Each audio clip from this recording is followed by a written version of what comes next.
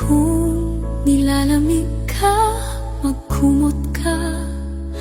Huwag kang magpainit sa kandungan ng iba. Kung nanlalamig siya, pagdingasin mo siya. Huwag mong buhusan ng malamig na salita. Lahat ng relasyon ay dumadaan sa pagsubok. Kaya ng bakal, bago ipanday, dinadaan muna sa apoy. Bago gawing baluti, itak o asarol, nasa kamay mo kung paano mo huhubugin ang binuo mong relasyon. Sa apoy ng pagsubok, ang pag-ibig ay